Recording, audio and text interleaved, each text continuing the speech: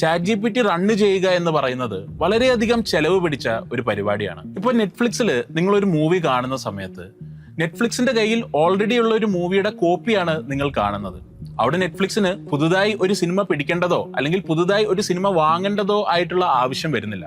അതുകൊണ്ട് തന്നെ കൂടുതൽ യൂസേഴ്സിലേക്ക് എത്തുന്നവരും ഇത് നടത്തിക്കൊണ്ട് പോകാനുള്ള ചെലവും അവർക്ക് കുറഞ്ഞു വരും. കാരണം കൂടുതൽ ആൾക്കാരിലേക്ക് എത്തുമ്പോഴും സെയിം പ്രൊഡക്റ്റ് ആണ് പലരും യൂസ് ചെയ്യുന്നത്. അവിടെ മെയിൻ്റനൻസും അതുപോലെ തന്നെ കൂടുതൽ ആൾക്കാരെ അക്കോമഡേറ്റ് ചെയ്യാനുമായിട്ടുള്ള ചെറിയ കോസ്റ്റുകൾ മാത്രമാണ് അവർ അഡീഷണൽ ആയി അക്വയർ ചെയ്യുന്നത്. പക്ഷേ ChatGPTയുടെ കേസ് നമ്മൾ എടുക്കുകയാണെങ്കിൽ നിങ്ങൾ ഓരോ ചോദ്യം ചോദിക്കുന്ന സമയത്തും ആ ചോദ്യത്തിനെ കൃത്യമായി മനസ്സിലാക്കി അതിനുവേണ്ടി ഒരു കസ്റ്റം റിപ്ലൈ ജനറേറ്റ് ചെയ്ത് നിങ്ങൾക്ക് തരേണ്ടതായിട്ടുണ്ട്. എന്ന് പറയുമ്പോൾ നെറ്റ്ഫ്ലിക്സിന്റെ മോഡലിൽ അവിടെ ഓൾറെഡി ഉള്ള പ്രൊഡക്റ്റിനെ പല ആൾക്കാരും യൂസ് ചെയ്യുകയാണെങ്കിൽ ChatGPTയുടെ മോഡലിലേക്ക് വരുമ്പോഴത്തേക്കും ഓരോ തവണയും ഒരു കസ്റ്റം പ്രൊഡക്റ്റ് അവിടെ നിർമ്മിക്കേണ്ടി വരും.